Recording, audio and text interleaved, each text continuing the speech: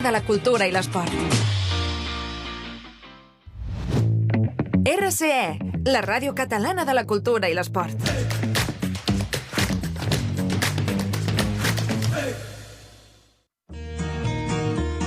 Benvinguts i benvingudes a Adolescent 360, un programa on abordem l'adolescència en tota la seva complexitat, posant especial interès en la salut i el benestar dels joves, i on comptarem amb la presència de diferents experts i especialistes en la matèria.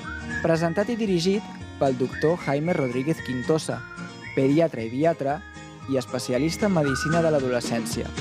Coproduït per Carlos Galante Sabal, graduat en nutrició humana i dietètica i especialista en salut digestiva. Cada dijous a les 4 de la tarda.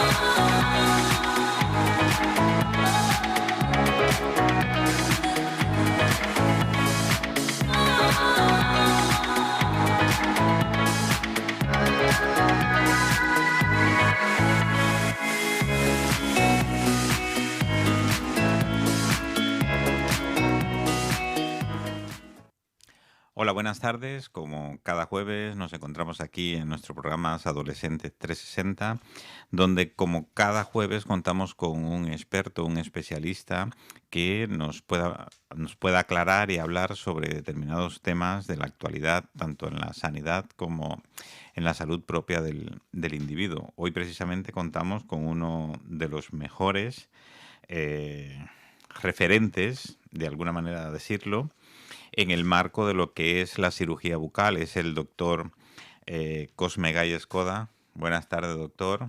Buenas tardes. Él es catedrático de la Universidad de Barcelona, un referente a nivel mundial en todo lo que corresponde a cirugía bucal. Luego estaremos hablando con él y él nos dará más información sobre él. También contamos con Carlos Galante. Buenas tardes, Carlos. Hola, buenas tardes. Y bueno, doctor, para empezar, nos gustaría un poquito que nos hablara de usted. De dónde viene, qué ha hecho, porque hemos estado revisando información suya y podríamos estar aquí la hora que tenemos de programa hablando de todo su currículum. Bueno, yo tengo una formación primero como doctor en medicina y cirugía, después soy licenciado en estomatología, lo que la gente conoce como dentista, ¿no? Y luego yo soy de la primera promoción MIR de cirugía maxilofacial, de cirugía oral y maxilofacial. Por tanto, tengo una visión más global como médico, como dentista y como cirujano, pues de la patología que se relaciona con toda esta área. Y bueno, esto ya hace muchos años, ¿no? Y bueno, he seguido mi carrera en el Hospital del Vallebrón, donde he estado de residente y después unos 12 o 13 años como adjunto con una plaza por oposición. Y luego gané una plaza de profesor titular en la Universidad de Barcelona y entré a dar docencia al departamento de odontoestomatología, impartiendo cirugía bucal e implantología dentro del grado de odontología.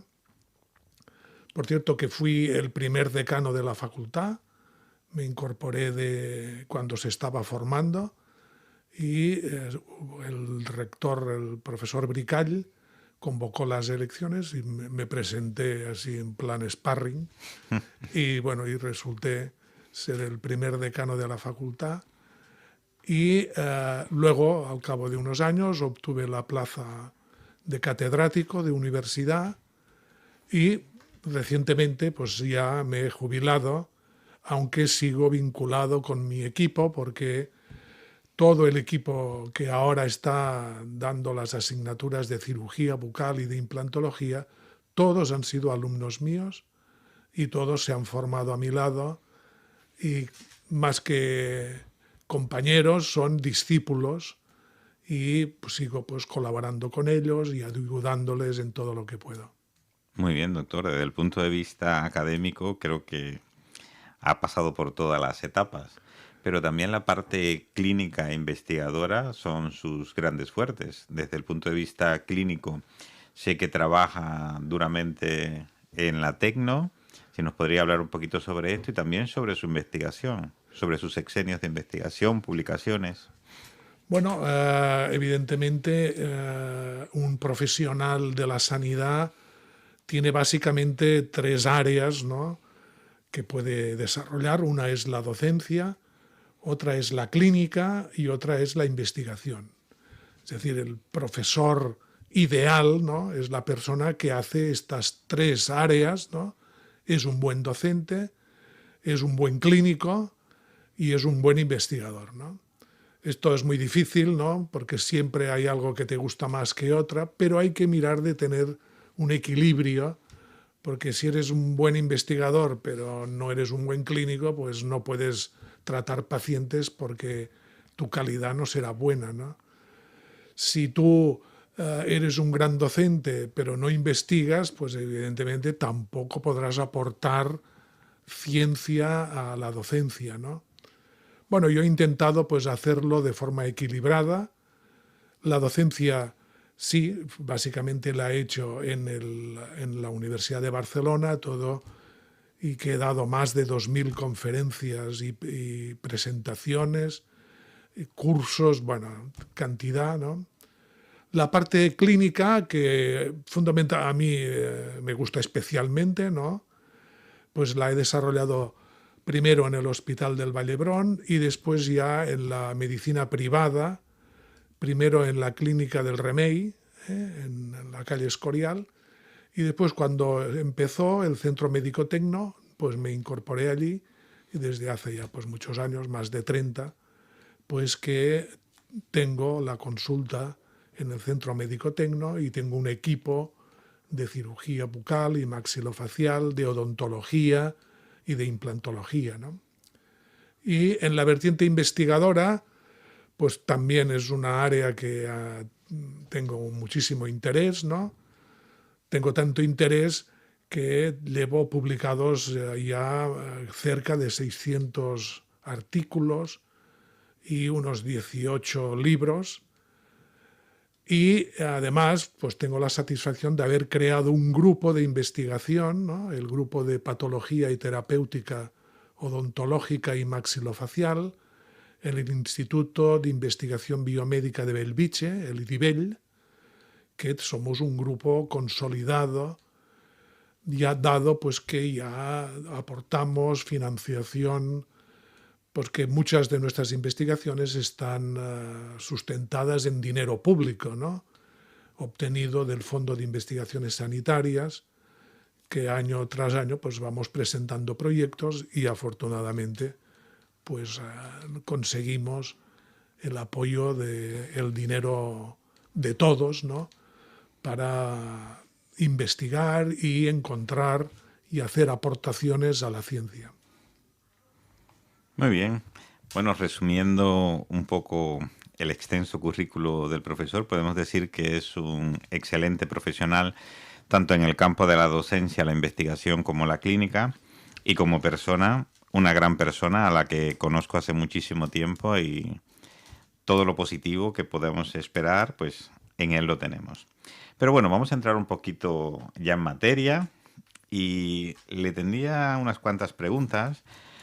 Usted siempre se ha distinguido por tener una considerable dedicación a la investigación, en el marco de la cirugía bucal, por supuesto. ¿Qué proyectos relevantes le han llamado la atención en los últimos tiempos? Bueno, la verdad es que hay muchísimos temas, ¿no? Concretamente, los últimos trabajos de los últimos 5 años se han dedicado mucho a la implantología, ¿no?, que es un tema pues que a la gente demandan muchísimo, ¿no?, los tratamientos implantológicos. Y básicamente tenemos una línea de investigación con apoyo, con subvención del Fondo de Investigaciones Sanitarias sobre la bioseguridad de los implantes, ¿no? Un tema que no se ha estudiado mucho y que hemos hecho importantes aportaciones en publicaciones de revistas de alto nivel, han sido base de más de 6 o 7 tesis doctorales. Y bueno, la bioseguridad va orientada básicamente a 2 puntos, ¿no? Cuando se colocan los implantes, estos implantes desprenden iones metálicos, ¿no? Y estos iones metálicos, pues, ¿qué pasa, no?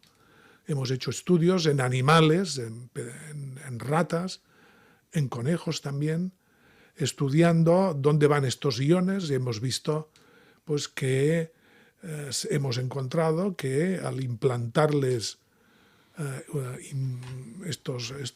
los implantes normalmente son de titanio, ¿no? O de aleaciones de titanio, normalmente de titanio, aluminio y vanadio, que muestran pues, que encontramos altas concentraciones de iones o de partículas metálicas, ¿no? En el cerebro, en los pulmones, en el hígado, por ejemplo. Y otra línea dentro de la bioseguridad es que uno de los tratamientos que está ahora muy de moda para la periimplantitis, es decir, la infección de los implantes, ¿no? Las infecciones de los dientes normalmente, básicamente son 2, la caries, ¿no? Que es una enfermedad infecciosa, y la enfermedad periodontal, la periodontitis, o lo que normalmente se conoce como la piorrea, ¿no? A nivel así poco científico, ¿no? Entonces, estas 2 enfermedades son 2 enfermedades infecciosas, ¿no? Producidas por un grupo de microorganismos muy bien identificados, ¿no? Pero en los cuales el diente tiene cierta defensa, ¿no? Porque el diente o las encías pues tienen manera de defenderse, ¿no? Pero los implantes no, porque el implante es una cosa metálica que se coloca dentro del hueso, se produce la osteointegración, ¿no? Es decir, que queda pegado al hueso, pero claro, si el paciente no se controla, si el implante está mal colocado, si el paciente tiene una mala higiene bucal, etcétera, etcétera, pues todos los implantes se infectan y producen primero la afectación de la encía que rodea el implante y luego la infección del hueso, ¿no? Lo que se conoce como periimplantitis. Esta periimplantitis se caracteriza evidentemente por el sangrado de la encía, la infección y la pérdida del hueso, es decir, la pérdida del soporte que aguanta el implante, ¿no? Entonces, uno de los tratamientos básicos que se han puesto de moda en los últimos años es la implantoplastia, es decir, el eliminar las rugosidades del implante para poderlo limpiar bien y que este implante pueda durar unos cuantos años más. Bueno, la implantoplastia, que es eliminar las rugosidades, dijéramos, las vueltas del tornillo, ¿no? Produce la liberación también de iones y de partículas del implante, ¿no? Y hemos estudiado esto en los últimos trabajos, que estas partículas de la implantoplastia pues también se distribuyen por todos los órganos. Y el último, concedido este año, nos han dado para estudiar ya no solo que estas partículas pues, que tienen una cierta citotoxicidad, ¿no? Y que hemos visto que producen reacciones a cuerpo extraño en la mucosa que rodea el implante y en distintos órganos. El último FIS, ¿no? De estas investigaciones del Fondo de Investigaciones Sanitarias, es el estudio de si estas partículas producen cambios genéticos dentro del cuerpo humano para valorar si podrían tener relación con la aparición de cáncer, por ejemplo, ¿no? Saben ustedes que el cáncer es una enfermedad genética que se produce por alteraciones en los genes de muchos tipos, de etiología pues, muy difícil de conocer, porque hay factores genéticos y factores epigenéticos. algunos son hereditarios, ¿no? Hay algunos tipos de cáncer de mama, por ejemplo, que son hereditarios. Entonces también ya en las primeras investigaciones que estamos haciendo, siempre empezamos con modelos animales, evidentemente pues hay personas que esto no les gusta, pero claro, no podemos investigar directamente en el humano, porque claro, y si falla algo, pues estamos produciendo pues graves problemas a un ser humano, ¿no? La gente tiene que comprender que antes hemos de estudiarlo en algún animal, porque claro, esto nos orienta de hacia dónde tenemos que dirigirnos, ¿no? Cosa que pues ciertamente se hace con unos controles, se lo digo porque las personas que creen que se maltrata a los animales tienen que saber que esto no es así. Para poder hacer investigación en animales tienes que hacer unos estudios y hay unos grandes controles del gobierno y de la Generalitat, y estos animales están en estabularios que algunas veces se puede hacer al símil que parece que están mejor que a lo mejor que muchos seres humanos en muchos sitios que no tienen ni una cama donde caerse muertos, ¿no? Estos estabularios están muy bien dotados, con veterinarios, con muchas personas, ¿no?, que cuidan estos animales. Y bueno, este es un tema pues que sé que pues, siempre puede ser polémico, pero que, claro, el investigador a nosotros nos sabe mal, ¿no? Porque tampoco nos gusta, porque muchas veces hay que terminar con la eutanasia del animal para poder analizar sus órganos, el cerebro, el hígado, para ver si han ido partículas. Pero claro, esto no lo podemos hacer en un humano, porque claro, entonces esto estaríamos en la cárcel todos, ¿no? Entonces, pues estas investigaciones son investigaciones muy punteras, ¿no?, que pues, pueden llegar a tener relevancia en el cambio del tratamiento de la periimplantitis, incluso pues en qué materiales hay que utilizar en los implantes, que ya se utiliza, por ejemplo, en circonio, ¿no?, que es como una especie de porcelana, ¿no? O sea, que ya se están probando implantes que no son metálicos o de aleaciones metálicas, y que este es un tema muy interesante, ¿no? Bueno, nosotros hemos investigado en muchísimos más, tenemos porque es un equipo, este grupo de investigación, pues somos un director, ¿no? Hasta ahora he sido yo el director de este grupo de investigación. Hay unos 10 investigadores principales y luego entre investigadores doctorales, ¿no?, que están haciendo la tesis doctoral, o jóvenes investigadores, pues somos unos 20 o 30 más, ¿no? Lo cual pues es un equipo de muchas personas, ¿no? Y tenemos pues unas 15 líneas de investigación. Esta es una, ¿no? Otra muy interesante sobre las muelas del juicio, ¿no?, que es una patología muy frecuente, ¿no? Bueno, esta es una línea de investigación que hemos aportado muchísimo. Somos una de las universidades y de los grupos que más ha publicado sobre los problemas de las muelas del juicio de todo el mundo. Y que concretamente estas últimas semanas han salido varios artículos, ¿no?, en los cuales me citan, ¿no?, como el investigador que ha publicado más trabajos sobre este tema, ¿no?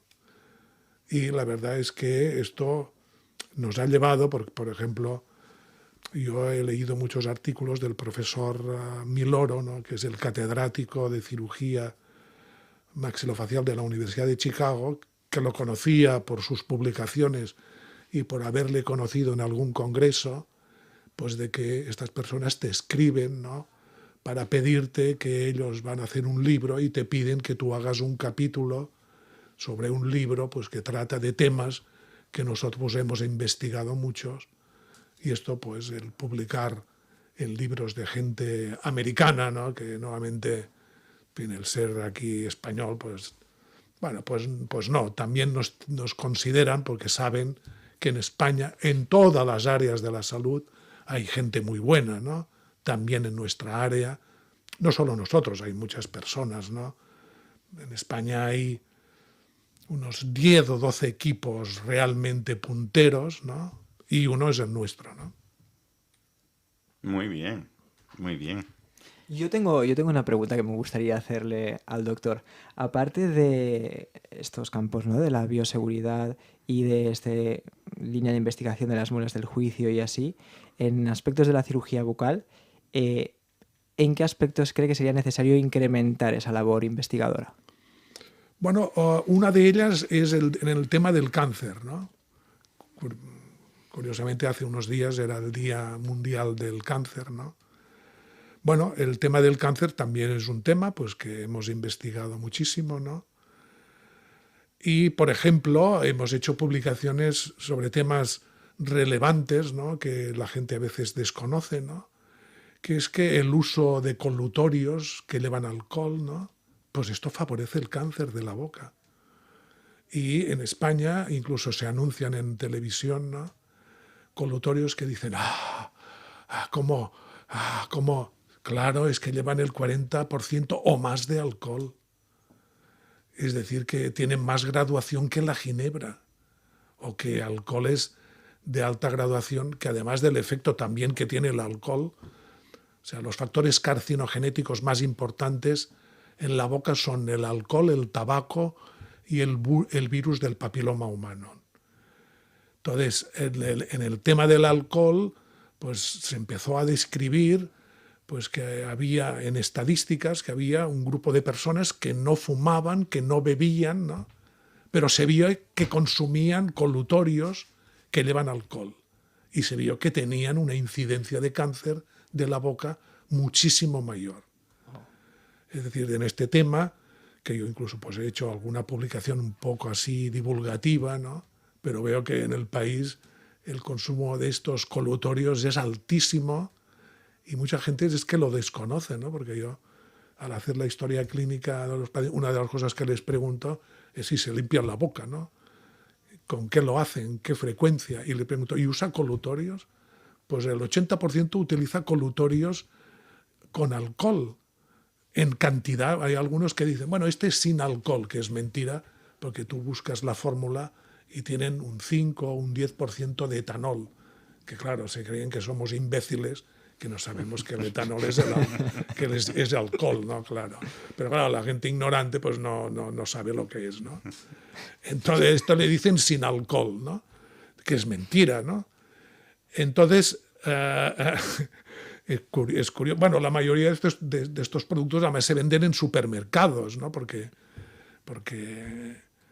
tienen un precio, bueno, que es por esto se utiliza el alcohol. O sea, el alcohol, la única función que tiene en el colutorio es que abarata la fabricación. O sea, hace más barato el producto. Entonces, en una sociedad consumista como la nuestra, pues claro, pues se hacen historias como esta, porque esto tendría que estar prohibido. Tendría que estar prohibido. O sea, las soluciones, los colutorios, normalmente una persona normal no tiene que enjuagarse con nada, con agua. Si le gusta ponerse tomillo, un poco de sal también, porque es un poco antiinflamatoria, o le gusta el sabor, bueno, perfecto, no pasa nada, no aporta nada, pero bueno, pero no hace daño. Pero el alcohol sí. Y la verdad es que yo siempre veo todo el mundo, los pacientes se sorprenden, y yo le digo, oiga, pero es que yo he escrito artículos en La Vanguardia, en El Periódico, en El País, incluso no sé si soy atrevido, hasta en periódicos como El Mundo o La Razón y tal, ¿no? O sea que soy muy atrevido. También pues me han pedido algún artículo y he publicado pues algún artículo hablando de este tema, ¿no? Intentando pues, porque también una de las funciones de cualquier profesional de la salud pues es enseñar al que no sabe, ¿no? Los que están más cerca son a los pacientes, claro. Yo a todos los pacientes, tanto en la primera visita como en las visitas, siempre intento enseñarles algo, ¿eh? Ellos me dicen, no, se nota que usted es profesor. Digo, claro, por esto se me nota, ¿no? Pues esto que usted hace, pues por ejemplo, pues veo una persona que tiene sobrepeso, ¿no? Que no hace una dieta adecuada, que consume pues mucho alcohol, que fuma, pues claro, pues le digo, usted me tiene que perdonar, pero le tengo que regañar, usted tendría que dejar de fumar, etcétera, etcétera, etcétera, ¿no? Entonces, en el cáncer, que es un tema que se está avanzando mucho, ¿no? Y que, bueno, los expertos, ¿no? Yo tengo muchos amigos que son grandes expertos, ¿no? Como el profesor Aleix Prat, que es el jefe de oncología médica del Hospital Clínico, o el jefe del Vall d'Hebron también. Bueno, los conozco, ¿no? Y hemos hablado mucho de estos temas, ¿no? Y ya la supervivencia ha cambiado mucho, por ejemplo, de 1980, ahora que la supervivencia a 5 años no pasaba del 30-40%. Ahora, y sobre todo, por ejemplo, en el cáncer de mama, es ya superior al 60%. Es decir, que, y sobre todo en los últimos 10 años, se ha avanzado muchísimo, sobre todo con el diagnóstico precoz, con la eliminación de los factores carcinéticos como el alcohol, como el tabaco, como el papiloma humano, con el uso de las vacunas, ¿no? Que esto hace muchísimos años, pues esto no se conocía. Ahora se recomienda vacunar tanto a las mujeres como a los hombres, ¿no? Y de esta manera pues se va consiguiendo de alguna manera convertir el cáncer en una enfermedad crónica, como ha pasado con el SIDA, ¿no? Todos recordamos, los que tenemos unos cuantos años, pues que hace 30 o 40 años, bueno, 30 años, porque tampoco son tantos, pero unos 30 años, ¿no? Que todos los pacientes que tenían SIDA se morían todos se morían, todos. O sea, y con nuevos tratamientos, con nuevas métodos, incluso con vacunas, ya se están probando vacunas del SIDA, alguna pues que parece que he leído algún artículo que parece que es prometedora, ¿no? Y bueno, se ha convertido en una enfermedad crónica, y si un paciente con SIDA se cuida y tal, pues puede vivir muchos años, ¿no? En su caso concreto, son conocidos sus proyectos de investigación sobre determinados aspectos, incluyendo la regeneración ósea y la osteointegración de los implantes. De todos los realizados, ¿de cuál se siente más orgulloso por su repercusión en el ámbito sanitario? Bueno, uno de los que me siento más orgulloso es evidentemente porque fue un proyecto de investigación que hicimos, estos proyectos I+D, es decir, con colaboración de la empresa, para obtener resultados que se puedan trasladar a la clínica, lo que se llama investigación translacional. Entonces hicimos un proyecto hace unos 10 años que presentamos al programa CENIT de la Unión Europea, ¿no? Entre una empresa de ingeniería tisular aquí de Barcelona, una empresa de materiales de regeneración gallega y mi equipo de la Universidad de Barcelona, y nos presentamos a un concurso de la Unión Europea y conseguimos 2,5 millones de euros, que esto es mucho dinero, mucho dinero. Y la realidad es de que fue un proyecto que dio también, evidentemente, muchas publicaciones, muchas tesis doctorales, aportó nuevas patentes para las empresas que participaron, ¿no? Y claro, conseguir un proyecto de estos es un gran honor, ¿no? Porque esto es muy difícil. O sea, la gente se cree que investigar pagando tú es muy fácil, pero claro, todas estas investigaciones valen muchísimo dinero, ¿no? Entonces, la única manera pues, de poder hacerlo es que una empresa investigue y pague la empresa, o conseguir fondos públicos, ¿no? La fuente más potente es la europea, ¿no? Porque tiene más dinero que el gobierno español, ¿no? Y curiosamente, yo siempre a la gente joven le explico, dicen, bueno, pero ¿cómo consiguió esto? Pues yo les dije, pues mira, pues empezando a investigar, pues a lo plan barato. Porque al principio, pues claro, como nadie te conoce, no te dan dinero, nadie dice, pero ¿este tío quién es? ¿No? Porque claro, los que dan el dinero buscan tu historia, ¿no? Porque claro, no pueden dar fondos públicos a cualquiera que aparece de yo voy a inventar la sopa de ajo, ¿no? Entonces dije, bueno, pues es que cuando yo empecé, hace 30 o 40 años, hice un estudio muy similar a lo que pretenden estas empresas, que lo hice con 50.000 euros que me proporcionó una empresa del País Vasco. Y este artículo, claro, evidentemente todas estas investigaciones, claro, se publican, ¿no? Se publicó en el Implant Research, que es una revista del máximo nivel de la implantología, ¿no? Entonces, los que querían hacer esta investigación buscaron a ver quién había investigado cosas similares, ¿no? Y me encontraron, claro, porque en los archivos, ¿no? Pues sale enseguida. Entonces me llamaron, me dijeron, oiga, ¿usted es el que dirigió este trabajo? Digo, sí. Dije, sí, lo que pasa es que, bueno, también había una parte en animales, en esta era en perros Beagle, ¿eh? Digo, claro, teníamos que estar allí todos trabajando, haciendo de veterinarios, de cirujanos, de investigadores. Digo, pero lo hicimos pues, con muy poco dinero, ¿no? Pero bueno, pero conseguimos pues hacer varias publicaciones, una de ellas en el Implant Research, ¿no? Que me parece que está en la segunda o tercera del nivel del ranking de factor de impacto en el área nuestra, ¿no? De odontología y cirugía bucal y maxilofacial. Y pues esto es lo que me llevó a poder conseguir esto. Por esto, incluso pues, muchos trabajos que hemos hecho de dientes incluidos, por ejemplo, de la muela del juicio, pues hacíamos estudios clínicos, ¿no?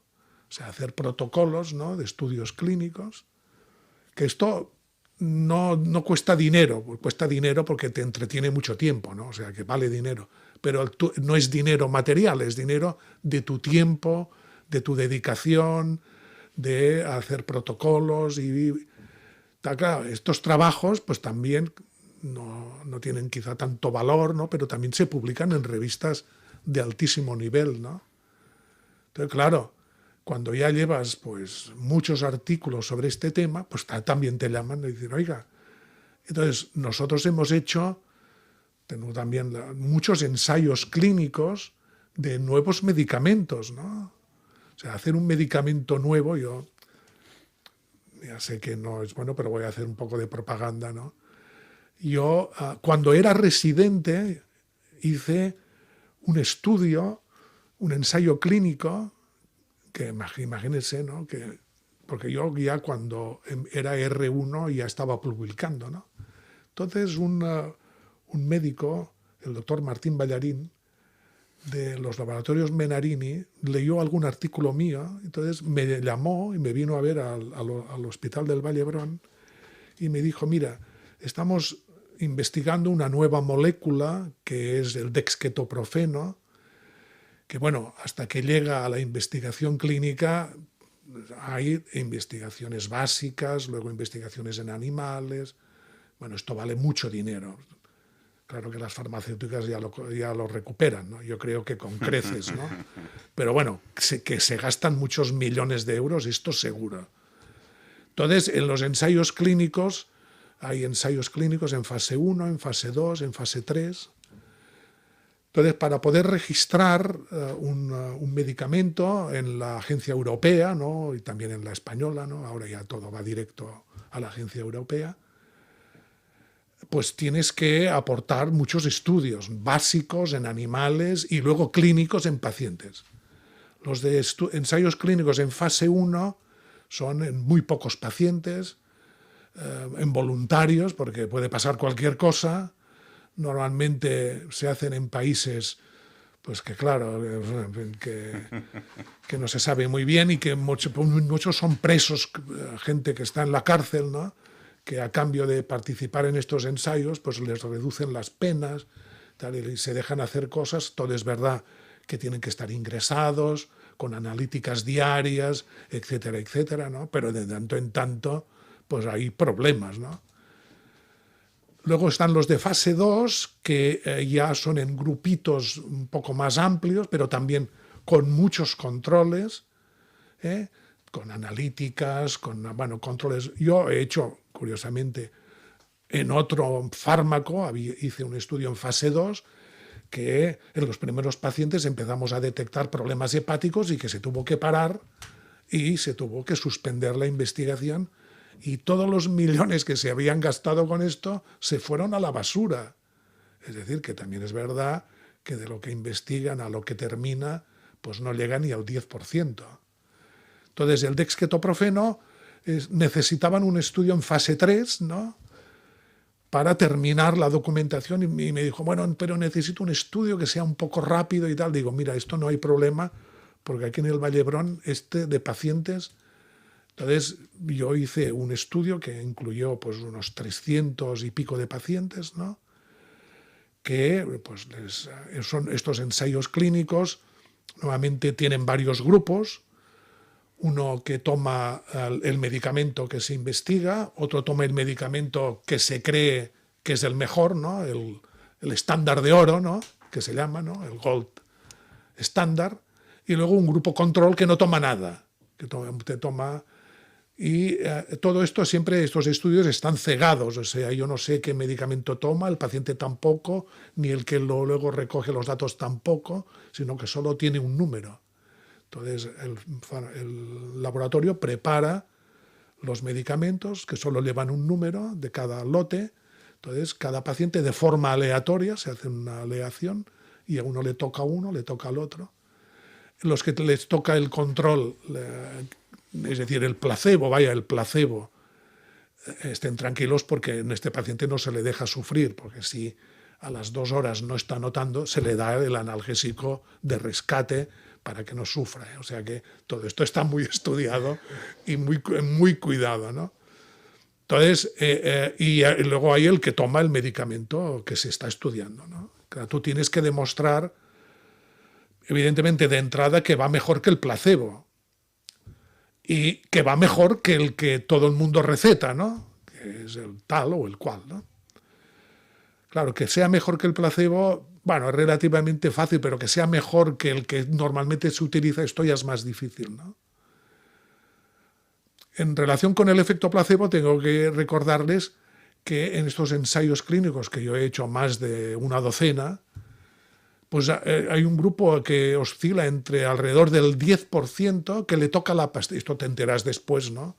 Porque luego te dan, cuando se ha terminado el ensayo, se tienen todos los datos y a cada número se le asigna el nombre del paciente. Entonces haces la revisión y dices, ostras, pero si casi un 10% de los pacientes que les tocó la pastilla de nada o la inyección de nada, pues no tuvieron dolor a las 2 horas, ni a las 4 horas, ni a las 6 horas. Porque el efecto placebo existe, es decir, dar una pastilla de nada, cualquier cosa, explicar un cuento, ganarte influir en el cerebro. Incluso la revista Lancet publicó hace unos meses un artículo que demostraba que mediadores bioquímicos participaban en el efecto placebo. Es decir, porque todo esto está movido por el cerebro y los transmisores que hay en el cerebro, ¿no? Entonces, realmente tú puedes curar, sobre todo las enfermedades digestivas, tienen una cantidad de efecto placebo. Tú le dices al paciente, usted mire la luna y tal, y no sé qué, y se lo cree, pues se va a curar. No todos, se van a curar un grupo de pacientes, ¿no? Entonces, con este estudio de este nuevo fármaco, pues hicimos este estudio que salió no ya mejor que el placebo, sino mejor que el estándar. Consiguieron pues registrar el dexketoprofeno, ¿no?, en el registro, ¿no? Y sí, al cabo de un año o así, pues ya salió a la venta al público. Muy bien. ¿Qué les parece si tomamos un poquito de aire, 2 minutitos, y continuamos? Perfecte.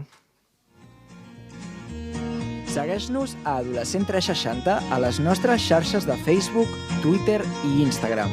I no et perdis el nostre contingut sobre l'actualitat en l'adolescència, salut mental, sexualitat, feminisme, hàbits saludables, vegetarianisme i molt més.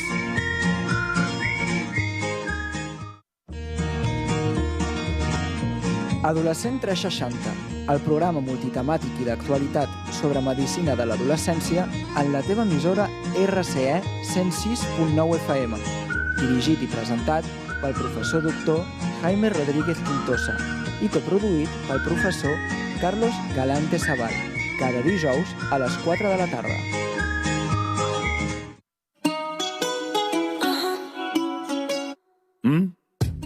Y a d'abord une Natacha, mais avant il y avait Nathalie, puis tout de suite après il y a eu Laura, et ensuite il y a eu Aurélie, évidemment il y a eu Emma, mon Emmanuel et ma Sophie, et bien sûr il y a eu Eva et Valérie, mais mon amour, tu sais qu'il n'y a que toi et que je t'aimerai pour toujours. Oui mon amour, tu sais qu'il n'y a que toi et que je t'aimerai pour toujours. Mon amour, oui c'est promis, oui c'était la dernière fois, et je te promets que je t'ai tout dit. Plus rien tu ne découvriras, plus aucune autre fille dans notre lit. Elles m'ont mis dans de beaux draps, oui bien sûr j'ai choisi, mais pas celle-là. Mon amour, tu sais qu'il n'y a que toi et que je t'aimerai pour toujours. Bueno, después de este pequeño receso para mojarnos los labios y poder continuar, sobre todo usted, doctor, que no le dejamos prácticamente respirar, queríamos hacerle una pregunta y vayamos a la práctica clínica y las soluciones digitales. ¿Cómo valora la influencia de las soluciones digitales en el día a día de la cirugía bucal? Bueno, este es un tema muy interesante, ¿no? ¿Por qué? Porque es verdad que estas tecnologías digitales aportan gran ayuda, ¿no? Pero esto tiene un grave problema, y es que la juventud se cree que la base está en la solución digital y luego no tiene la base científica para poder aplicarla bien. Por ejemplo, les voy a poner un ejemplo muy, muy típico, que lo vemos cada día, que son los implantes colocados no sin incisiones, porque evidentemente hay que perforar, ¿no? De forma guiada, de forma digital, ¿no? Incluso los moldes de la boca no se toman con las pastas que se hacía antes, sino con un CAD-CAM, ¿no? Bueno, pues el problema es que, claro, estos sistemas digitales primero también tienen errores, porque tú tienes que hacerlo, que esté bien ajustado, que no lo esté bien ajustado, luego esto tienes que interpretarlo, esto de aquí pasa a tal, luego esto pasa a otro que tal, y cada uno de estos va aumentando el error, ¿no? Todos los estudios más recientes, algunos que también hemos hecho con algunos de mis colaboradores, que también son del grupo de investigación, el profesor Peñarrocha, que es un discípulo mío, que es el catedrático de cirugía bucal y maxilofacial de la Universidad de Valencia, sobre el error que tienen estas tecnologías. Y claro, tienen errores importantes. Claro, en un paciente, por ejemplo, desdentado total, que tiene un maxilar atrófico, 1 milímetro es mucho, porque es que casi no tiene hueso. Entonces, claro, el error es que a veces supera el milímetro. Entonces, ¿qué pasa? Bueno, yo tengo una colección de casos, ¿no? De pacientes tratados. Concretamente vamos a centrarlo en el tema del uso de tecnologías digitales en los implantes, ¿no? Que se ha hecho cirugía guiada, ¿no? Que se llama con ordenador, que no se hace una plantilla, tal, pero la plantilla ya tiene tal, al colocarla también la puedes colocar mejor o peor, etcétera, etcétera, ¿no? Pues que claro, se gastan un dineral, gente inexperta que no tiene formación y claro, no le pone bien los implantes y luego tienes que quitárselos todos y volver a empezar. Incluso muchas veces hemos visto lo que nosotros de forma así jocosa llamamos el síndrome de Catrasca. El síndrome de Catrasca, que esto es muy utilizado en Latinoamérica, lo aprendí allí, que es la abreviación de cagada tras cagada. Es decir, que una cosa no empieza bien y que se va complicando y se va complicando, y el paciente ve que no va bien, pero sigue aguantando hasta que le han destrozado la boca. Y luego, claro, tiene que buscar alguien que lo arregle, ¿no? Y yo soy uno de los especialistas en síndrome de Katrska. Entonces, ¿qué pasa? Que claro, tú finalmente colocas los implantes, pero no tienes visión directa ni tienes control visual. También es verdad que tú puedes utilizar colocadores o como una especie de radar, ¿no? Para mirar de que más o menos no te hayas desviado de lo que lo había calculado de forma digital. Pero claro, la visión es que es fundamental, ¿me entiendes? Es como aquello de Santo Tomás, si no lo veo, no lo creo. Entonces, ¿qué pasa? Tú colocas el implante creyendo que lo has colocado bien y luego resulta que has perforado el seno maxilar o has tocado el nervio dentario inferior y produces una lesión, una parestesia del nervio. Que yo tengo publicados trabajos de todas estas iatrogenias, pero cantidad. No es raro la semana que no veo un síndrome de Katrska. Y, claro, creerse que la solución digital, que ayuda mucho, por ejemplo, pues en el funcionamiento de una clínica, la informática, la historia informatizada, no sé qué, para llamar a los pacientes, para controlarlos, para hacer estudios, claro que es útil. Pero claro, todo esto necesita una formación básica que mucha gente no tiene. Porque no saben que antes de hacer una indicación hay que hacer bien el diagnóstico. Y para hacer bien el diagnóstico hay que estudiar muy bien al paciente. Y esto no te lo hace el ordenador, lo tienes que hacer tú. Hacer una buena historia clínica, hacer una buena exploración, utilizar las pruebas complementarias necesarias, analíticas, radiografías, escáneres. Bueno, el escáner también digital, ¿no? Pues una cosa que aporta muchísimo, ¿eh? Claro, entonces tú lo diagnosticas mal, por tanto harás mal la indicación y luego has hecho aquí un montaje técnico digital de la repera, pero la base está mal, ¿no?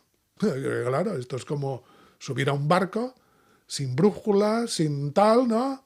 Y decir, bueno, ya llegaré. Bueno, ya llegaré, ¿cómo?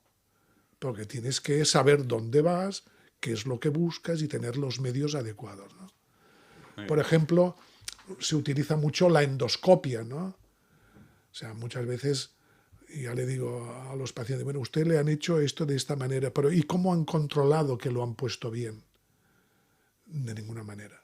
Digo, bueno, por lo menos podían poner el endoscopio, ¿no? Dentro del agujero que han hecho para poner el implante, para ver si han hecho algo, ¿no?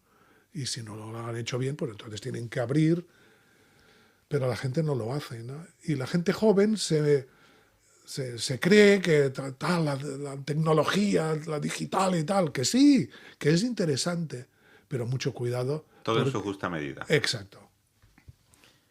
Sí, usted, doctor, como docente, como clínico y también investigador experimentado, que tiene el reconocimiento de la profesión nacional e internacionalmente, nos gustaría que nos hablara del homenaje que recibirá en septiembre por parte del SECIP. Y recibió. Recibió. Ya lo recibió. Sí. Y bueno, nos gustaría que nos explicara cuál es la clave para haberse mantenido siempre en primera línea. Bueno, para estar en primera línea lo más importante es trabajar. Trabajar y trabajar. Y quizá podría decir alguna cosa más, que es trabajar. Si tú te dedicas a tu profesión y estudias, trabajas, ¿no? Luego lo que tienes que hacer es tener un buen equipo, porque claro, sobre todo en la investigación, ¿no? Y en la docencia. O sea, aquí el llanero solitario no existe. Esto es imposible investigar tú solo. Incluso nuestro grupo no trabaja solo, necesitamos espectrometría, microscopía electrónica, necesitamos no sé qué. O sea, trabajas con otros grupos de Cataluña, de fuera, de España, del resto del mundo. Por tanto, tienes que montar un buen equipo. Por tanto, como dice el refrán, para ir cerca, pues solo irás seguramente bien, pero si quieres ir lejos, tienes que ir acompañado, porque seguro que pasarán cosas y tienes que ir bien acompañado. Entonces, nuestro secreto pues es esto: trabajo, montar un equipo seleccionando a los mejores, que esto en la universidad pues aún no acaba de ser así, ¿no? Porque hay mucho enchufismo y mucha endogamia, ¿no? Es decir, que se dan plazas a gente que no se lo merece, cosa que no ha pasado conmigo, porque yo gané la plaza de titular al jefe de servicio del Hospital de Belviche y gané la plaza de catedrático contra el jefe de servicio del Hospital del Vallebrón. Es decir, que ya rivales mejores no me podían buscar, ¿no? En cambio ahora pues se dan muchas plazas y es candidato único, ¿no? Que dices, bueno, es que te la han preparado para ti. Entonces, bueno, nosotros ya desde el principio, yo ya me di cuenta, porque yo cuando terminé el máster ya me di cuenta que a mí no me habían formado bien. Yo aprendí a operar, pero yo no sabía, no tocaba, no rascaba bola porque no me habían dado la base. Porque aquí se aprende en el vivo, y no, se tiene que aprender estudiando y se aprende en el laboratorio de anatomía haciendo disección y operaciones en cadáver. Entonces yo terminé, por ejemplo, la residencia, ¿no?, en el Vallebrón, y bueno, pero yo es que, claro, entonces pensé, bueno, tengo que formarme porque es que yo, no, es que aquí... Bueno, es que en lo de residente es dificilísimo entrar, pero sale todo el mundo a menos de que no maten al jefe de servicio, porque no hay control de calidad al final. No se hace un examen nacional externo, es decir, que venga aquí un grupo de extranjeros y examine. No, porque aquí siempre se montan merenderos, ¿no? O sea, yo voy a controlar y entonces se pone un amigo que controla y tal. Esto es típico del país, ¿no? Que esto continúa igual, ¿no? Porque este país es campeón en la corrupción, ¿no? No hace falta hablar de este tema, porque bueno, todo el mundo ya aquí desde el de más arriba, más abajo, están pringados que da gusto, ¿no? Entonces, yo ya en tercero de odontología hacía, que mis colegas siguen haciendo y yo les ayudo, ¿no? Porque me he conseguido ser un cazatalentos, ¿no? Entonces ya en tercero de carrera yo les hago hacer un trabajo con un tema que pactamos, ¿no?, entre el alumno y yo, en los alumnos que quieren, ¿no?, que normalmente ya son pocos, ¿no? Nosotros tenemos 120 alumnos, pues normalmente 10 o 20 quieren. Entonces, el que hace bien este trabajo tiene un punto más en la nota final. Es decir, que si quiere tener una matrícula, tiene que hacer el trabajo. Si no, tendrá un 9 y no otro que tendrá el 10 se llevará la matrícula, ¿no? Entonces, claro, aquí es donde los enganché. El que está ahora de catedrático, lo enganché allí. Los 4 titulares que hay, los enganché allí. Y hay 4 más preparándose para pasar ya o a catedráticos o a titulares, que también los enganché allí. Porque de los 120 alumnos, 100, porque al principio lo hacíamos a todos, pero es que 100 eran infumables, eran una porquería, para decirlo claro. Era el cortar y pegar, ¿no? O sea, no se veía ningún tipo de elaboración mental, ¿no? Porque tú puedes incluso desarrollar un tema y llegar a una conclusión errónea, pero si la deducción es correcta, pues esto está bien, porque en medicina puedes fallar el diagnóstico, porque claro, es que no es fácil acertarlo, ¿no? Pero tienes que seguir una metodología razonable, ¿no? Porque claro, entonces allí ya detectaba de los 20 que quedan, ¿no?, hay siempre 3, 4, 5 máximo que son la repera. Y estos, todos al terminar, les decía, pásese por mi despacho que quiero hablar con usted. Y les decía, usted tendría que dedicarse y entrar en nuestro equipo. Bueno, algunos no se han ido a otros equipos, ¿no? Porque no, pues que a mí la cirugía no me gusta la ortodoncia. Bueno, pues perfecto. Pero todos los hemos enganchado así y así hemos formado un equipo, ¿no? Porque no hay nada mejor que marcharse habiendo creado una escuela, ¿no? Con un grupo, ¿no? Que los has formado tú y que siguen el desarrollo de la escuela. Interesante. Nos queda un minuto y hay una pregunta que yo creo que es importante hacer. ¿Cómo está el tema de la especialidad en España de la cirugía bucal? Bueno, España es el único país de Europa que no tiene la especialidad de cirugía bucal. Bueno, España siempre somos, es una pandilla de gansos, ¿no? Bueno, hay que pensar que la odontología se reinstauró en el año 96, ¿no? La ley 10/96. Fíjense, del 96 estamos 2023. Bueno, unos cuantos años, ¿no? La propia ley, esta ley salió cuando estaba de ministro el profesor de Historia de la Economía, Ernest Lluch, que yo lo conocí a través de mi hermano, que era muy amigo suyo, que luego fue paciente mío y que desgraciadamente lo mató estos asesinos de la ETA. Y la ley ya lo dice, se crearán las especialidades de la odontología de acuerdo con la normativa europea. 2023 y aún no. Y yo me pregunto, ¿y qué esperan, no? Porque hasta Portugal ya nos ha adelantado, porque en la península ibérica siempre España adelantaba a Portugal. No, ahora Portugal también nos ha adelantado hasta en esto. Pues esperemos que se pueda conseguir en los próximos años venideros. Bueno, me gustaría verlo antes de morirme, a ver si lo consigo. Agradecerle, profesor, su presencia aquí, invitarle nuevamente a estar con nosotros. Carlos, agradecido como siempre. Y muchas gracias a todos nuestros oyentes. Nos vemos el próximo jueves a las 17 horas, como siempre. Muchas gracias.